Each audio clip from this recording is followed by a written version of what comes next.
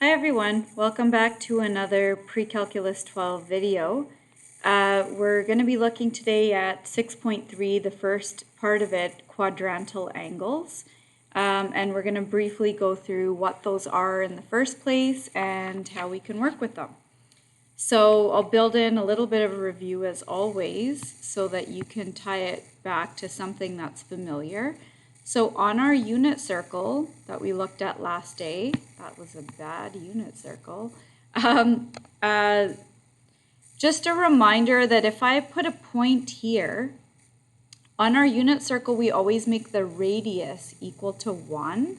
So that would technically be the radius, so this point would be 1, 0. This point up here would be the point 0, 1. So this is sort of just built-in review. If I were to draw a point here, it would be negative 1, 0. And at the bottom here would be 0, negative 1. So just listing the x and y coordinates of these 4 points.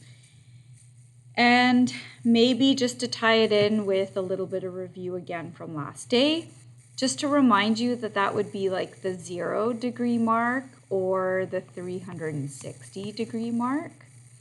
This would be 90 degrees. This would be 180 degrees.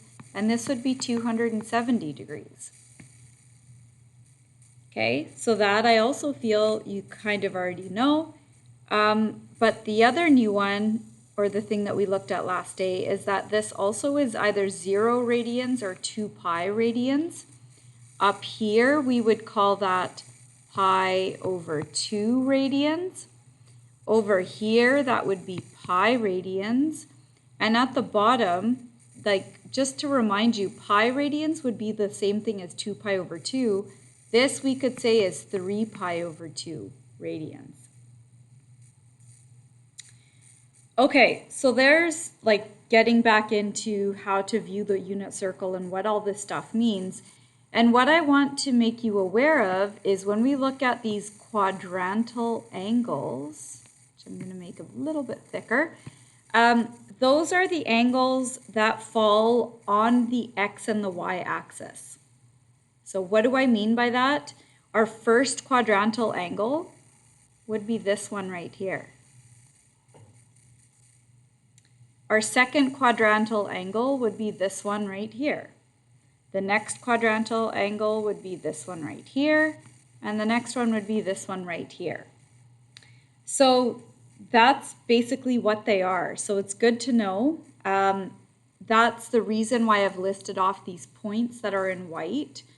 It's because those are the values that we use when we're trying to determine the value of our quadrantal angles. So let's take a look at an example of what this might look like. For example, if you get a question that asks for the cosine of 0 degrees, to tie in our review to last day, like we did SOHCAHTOA, but last day we shifted to looking at it in terms of x, y, and r. Cosine, because it's adjacent over hypotenuse, that's like saying x over r in our new terms. So just to build in some review there. And if I'm looking at 0 degrees, that would be this sort of spot right here. I'll draw with that arrow so you can see it, where the x value at that point is 1 and the r is always 1, or it's the same thing in that case. So the cosine of 0 degrees is just 1. Okay, so let's take a look at the next example. I'm going to call that A. Let's look at B. If we have the cosine of pi over 2. Okay, so this time we are looking at, I'm going to draw it here in green, we're looking at this one right here. That's pi over 2, or the same thing as 90 degrees. So in this situation, cosine is always, again, it's x over r. So my x value right there is 0 over 1, so that would actually be equal to 0. Okay, so let's take a look at C, which is the sine of 90 degrees. Okay, we're still referring to that green part that I drew, the teal, blue, green, whatever it is. But if we're dealing with sine, we know that this time it's y over r. because sine is always opposite over hypotenuse, but our opposite is now the y value. And the y value at that point is 1, and the x value, or sorry, the r or the radius is the same thing, so that would be equal to 1 when we're looking at this teal blue portion there. Okay, so then let's say we have cotan of 3 pi over 2. So that would stand out to me because I think, okay, cotan of 3 pi over 2, I would recognize like, yeah, 3 pi over 2 is one of my quadrantal angles. I'm going to draw it in purple at the bottom here. That's the 3 pi over 2 portion. So it's these values that I'm interested in. The next thing I think about to build in review is cotan is the one that goes with tangent, but it's the reciprocal or the flip of it. And I know tangent is opposite over opposite over adjacent. So cotangent must be the reverse of that. But in terms of x and y, cotan would be x over y. So my x value at that point is 0, right? So this 0 here. Over the y value, well, the y value at that point is -1 from right there. But it doesn't matter because if the top is 0, I know my answer is 0. E, if we're looking at the tan of 90 degrees. So notice that I've purposely flipped between radians and degrees when trying to figure this out, just to get you super comfortable with going back and forth between the two. If you're struggling with that, take a few minutes to sit there and practice switching and converting between degrees and radians because you need to be pretty comfortable with that at this point. So tan of 90 degrees, I know that tan is the opposite of this, so I know it's going to be y over x, or it's like opposite over adjacent. And at 90 degrees, so I've used teal blue because it's the one at the top. Well, my y value at that point is 1, but my x value at that point is 0. We can't divide by 0. So this would actually be undefined. And if you punch that into your calculator, well, go ahead and punch that into your calculator, tan of 90 degrees, and the answer, the response you get will make sense. Okay, so then just one last one to practice this stuff. Cosecant of 3 pi over 2. Okay, so the first thing that I think of is, well, 3 pi over 2 stands out to me because I recognize that's a quadrantal angle. It's the one that's at the bottom. The next thing is I think, okay, which one does cosecant go with? Cosecant is the flip or the reciprocal of sine. So sine would be y over r. So I know that cosecant must be r over y. So I go to this purple angle at the bottom, and I know that I am again interested in that point right there. My r is always 1 on my unit circle, and the y value at that point is -1, so my answer would be that it's equal to -1. Basically, knowing these quadrantal angles and then also your special triangles, which I'll review with you in a couple of minutes here, will allow us to be able to work through and solve this stuff without a calculator. So you need to know these. Make sure that you are comfortable with all of them. These are some examples, but for 3 pi over 2, instead I could have done cosecant of 270 degrees and know that it would be the same answer. So be familiar with and comfortable with going between degrees and radians at each of those 4 spots on your unit circle. And when I say each of those 4 spots, just a reminder, I'm referring to that spot, that spot, that spot, and that spot, which are your quadrantal angles. Okay, so let's take a look at how this may also appear. So it says evaluate the following, and I'll give you some examples. Or maybe I should say this, example up here, and I'm going to give you part A, which is the cosine of 540 degrees. So I'm going to go back to this for a second and look at this and think, wait, 540 degrees, that doesn't fit in one rotation of my circle, my unit circle. So my first job is I want to figure out, I'm going to do the answers in, oh, might as well use hot pink. So if we have 540 degrees, I want to take that on my unit circle, like one rotation would be 360. I want to unwind it to bring it in between one rotation. So I want it to be in between 0 and 360 degrees. So that would be 360 degrees. So I basically want to find the coterminal angle to this. I want to unwind it on my unit circle. We did this a while back. So 540 minus 360 degrees is me unwinding it and trying to bring it back to one rotation of my circle. And I find when I do that, that this is actually equal to 180 degrees. And then I think, okay, that's nice because I know that that's one of my quadrantal angles. So the next thing I think of is at this point, what are my coordinates? And so that would be a -1 for the x value, but 0 for the y value.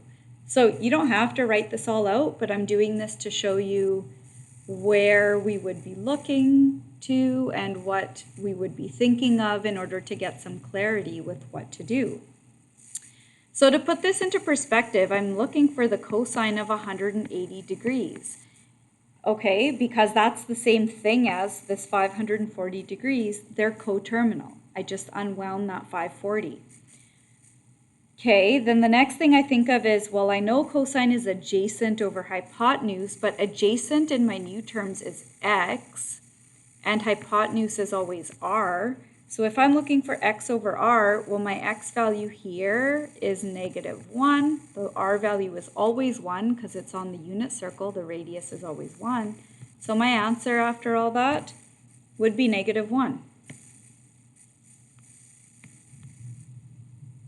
Part B, let's do the same type of thing but with radians. Tan of 6 pi. Okay. I'm going to go through the same thought process, but I'm shifting my perspective or my mindset to radians. I know if I go a full rotation, that would actually be 2 pi. But this is asking me for tan of 6 pi, so I need to unwind this a few times. And there's one of two ways, like it is 2 pi, but it's also 0, right? So it's up to us how we do this, but we want to find a coterminal angle here. So find a coterminal angle that's between 0, like my theta is between 0, and I'm going to say less than 2 pi.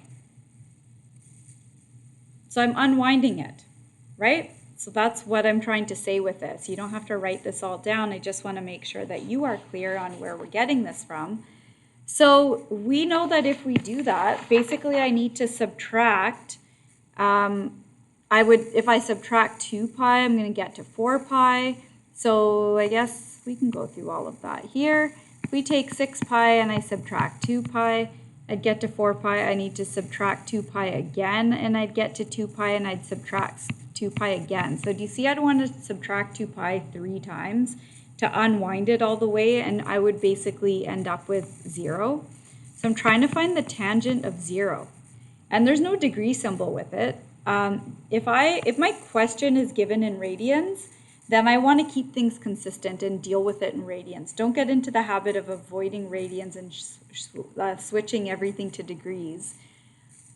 So make sure that you're comfortable with radians. And then if it's tan of 0 degrees, so I know that's my quadrantal angle, I'm interested in this part here, and I know that there my x value is 1 and my y value is 0.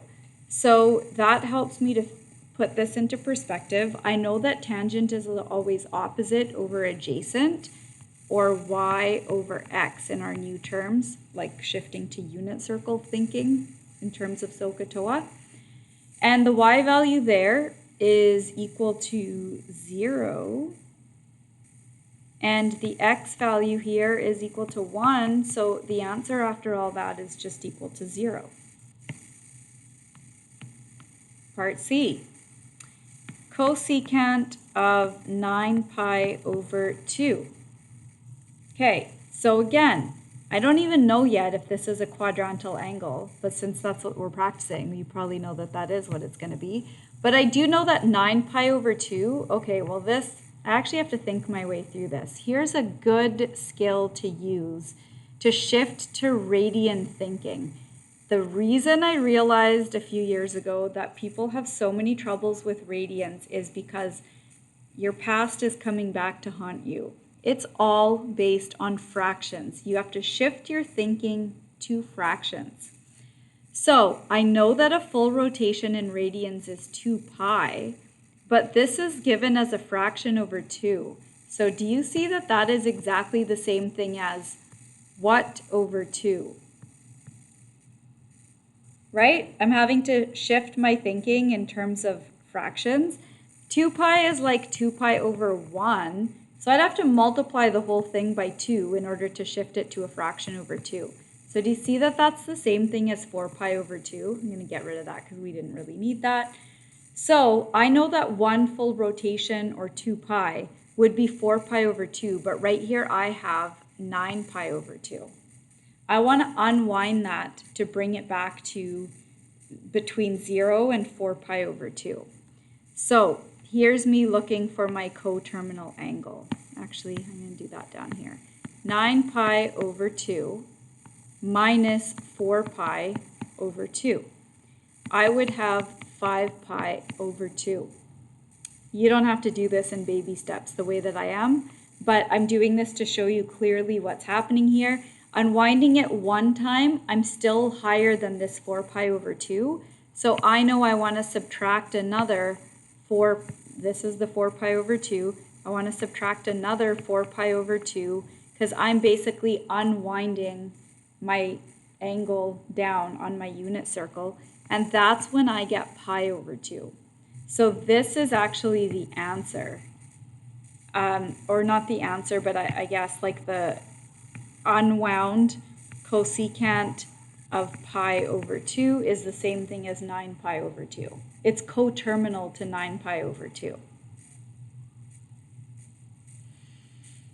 Okay, so now that we know that, I think to myself, okay, so pi over 2 is this part at the top of the unit circle. So I'm interested in this point, and the coordinates at this point on the unit circle are 0, 1. So that's going to help me to figure out what to do with this. So when I go to look at this, the next thing I want to think of is cosecant is like hypotenuse over opposite, or r over y, because it's the one that goes with sine. So that's like saying, well, the radius is always 1, and the y value up top here at pi over 2 is also 1. So my answer after all that work is equal to 1.